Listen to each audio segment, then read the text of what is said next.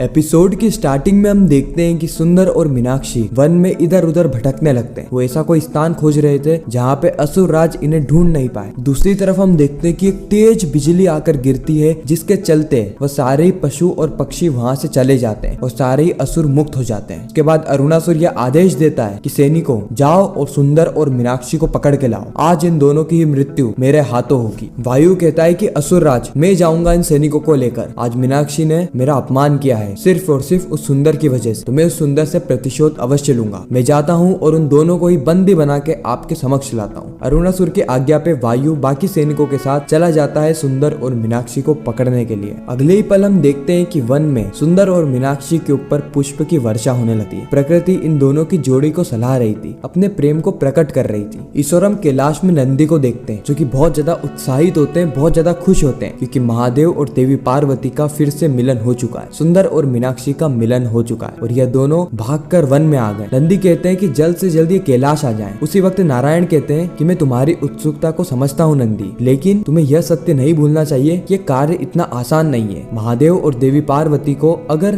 कैलाश आना है तो उन्हें कई सारी मुसीबतों का सामना करना होगा, उनके सामने कई सारी चुनौतियां खड़ी है। और हमें यह भी नहीं भूलना चाहिए कि अरुणासुर कोई आम असुर नहीं है, उसके पास कई सारे वरदान है, कई सारी शक्तियां हैं और इसके अलावा उसके पास कंचन माला और उनके पति भी हैं, जो कि मीनाक्षी के असली माता पिता हैं। कभी भी इस कहानी में मोड़ आ सकता है, यह कहानी पूरी तरीके से पलट सकती है, क्योंकि असुर माता दिति और असुर गुरु शुक्राचार्य षड्यंत्र बनाने में माहिर हैं। और हमें यह भी नहीं भूलना चाहिए कि अभी शिव के अंदर शिवत्व नहीं है और बिना शिवत्व के शिव शक्तिशाली नहीं है। शिव सिर्फ और सिर्फ एक आम इंसान है, एक आम मानव है। अगले ही पल हम वन में मीनाक्षी और सुंदर को देख रहे होते हैं, जहाँ पे मीनाक्षी बहुत ज्यादा पछता रही होती है। उसके चेहरे पे एक दुखी भाव हमें दिख रहा होता है, और दिखे भी क्यों ना, क्योंकि जिनको उसने बचपन से भगवान माना है, भगवान से भी बढ़ के माना है, उसने आज उनकी आज्ञा का अनादर किया है, उन्हें तकलीफ पहुंचाई है। भरी सभा में उनकी आज्ञा ना मानकर उनका अनादर किया है, उनका अपमान किया है। ये सारी ही चीजें मीनाक्षी को अंदर ही अंदर खाए जा रही थी। मीनाक्षी के विचार इन्हीं चारों चीजों के इर्द गिर्द घूम रहे थे। उसी वक्त सुंदर मीनाक्षी को समझाता है कि आपने सही किया है राजकुमारी, क्योंकि एक विवाह का निर्णय लेना एक स्त्री के हाथ में होता है, ना कि उसके माता पिता के हाथ में। वह सिर्फ सही दिशा दिखा सकते हैं, लेकिन आपके पिता तो आपको उस मूर्ख से विवाह करवा रहे थे। वह मूर्ख जिसे अपनी विवाह में आनंद आने की बजाय मेरी मृत्यु के बारे में सोच के आनंद आ रहा था। मीनाक्षी कहती है कि सुंदर वह कुछ भी हो, लेकिन मुझे मेरे पिता की आज्ञा का अनादर नहीं करना चाहिए था, मुझे उनसे माफी मांगनी होगी। हाँ सुंदर, मैं उनसे माफी मांग लेती हूँ, वो मुझे क्षमा अवश्य करेंगे। और मीनाक्षी वहाँ से जा ही रही होती है कि उसी वक्त वहाँ पर वायु आ जाता है असुरी सैनिकों के साथ। वायु कहता है कि मीनाक्षी तुमने बहुत बड़ी भूल कर दी है इस वनवासी की बातों में आके, तुमने मेरे सम्मान को चूर चूर किया है, अब तुम्हें भी मृत्यु के घाट उतरना होगा इस सुंदर की ही तरह। सुंदर मीनाक्षी के आगे आ जाता है और कहता है कि जीवन और मृत्यु की डोर तो महादेव पे छोड़ दो, अगर तुम में है साहस तो आ जाओ, युद्ध करो। वायु अपनी शक्तियों से अपना अस्त्र प्रकट करता है और सुंदर पे वार ही करने वाला और सुंदर पे वार करने ही वाला होता है कि उसी वक्त सारे पशु पक्षी आ जाते हैं और पशु और पक्षियों के आते ही पूरी ही असुरी सेना वापस से भयभीत हो जाती है। मतलब बस नाम की ही सेना है ये, क्योंकि ये ढंग से काम तो करती है नहीं।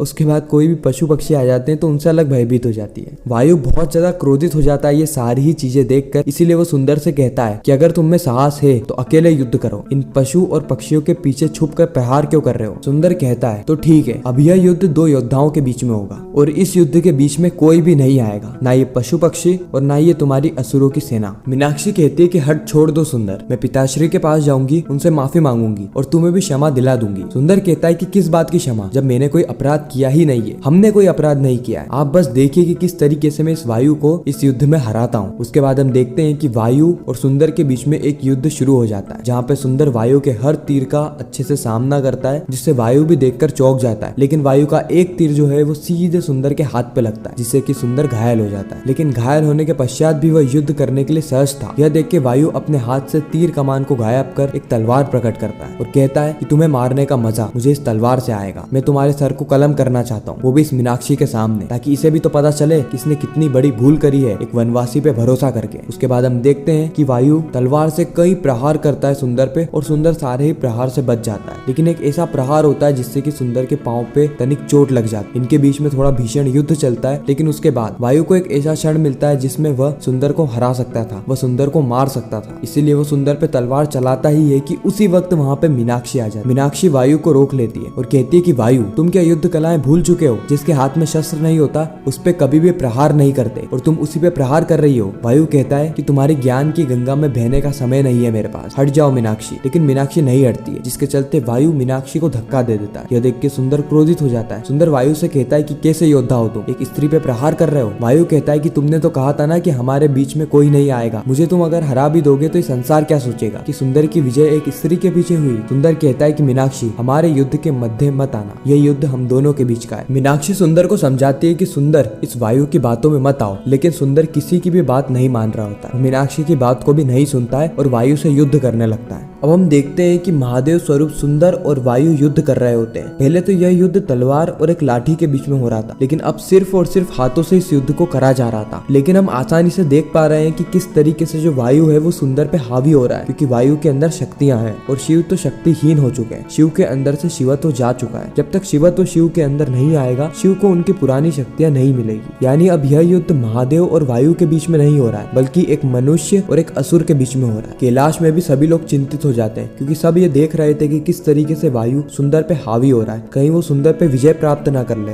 नारायण कहते हैं कि मैंने कहा था देवी कि कहानी के मध्य से हम कहानी के अंत का पता नहीं लगा सकते। सुंदर और मीनाक्षी की यह प्रेम कहानी बहुत ज्यादा विचित्र है। इसमें सुंदर को कई सारी पीड़ाएं भोगनी पड़ेगी और अभी तो शिव शिवत्वहीन है। अगर उन्होंने इस वक्त अपने आप को नहीं बचाया तो अनर्थ हो जाएगा। हो सकता है शिव शक्ति यानी महादेव और देवी पार्वती कभी कैलाश लौटकर आए ही ना। अब नारायण की बातें सुन के तो सभी लोग भयभीत हो जाते हैं। इस ओर हम सुंदर और वायु को देखते हैं जो कि अभी भी लड़ रहे होते हैं। मीनाक्षी बार बार वायु से कह रही होती है कि वायु, मैं मेरी गलती का पश्चाताप कर लूंगी, मैं पिताश्री के पास जाके उनसे माफी मांगने वाली हूँ, उसका तो कोई दोष भी नहीं है, मैंने ही उससे सहायता की गुहार लगाई थी और इस राज्य की राजकुमारी होने के नाते हर वनवासी का एक कर्तव्य है कि वह मेरी सहायता करे। लेकिन वायु यहाँ पे किसी की भी बात को नहीं सुन रहा होता है। उसका सिर्फ एक ही उद्देश्य था कि वह किसी भी हालत में सुंदर को मृत्यु के घाट उतार दे। इसीलिए वह पहाड़ के नीचे सुंदर को धक्का देने की कोशिश करता है। यह देखकर मीनाक्षी कई सारे बड़े बड़े पत्थर वायु की ओर फेंकती है, लेकिन वायु को उन पत्थर से कोई भी असर नहीं हो रहा होता है। इससे हमें फिर वह फ्लैशबैक दिखाया जाता है जब वायु का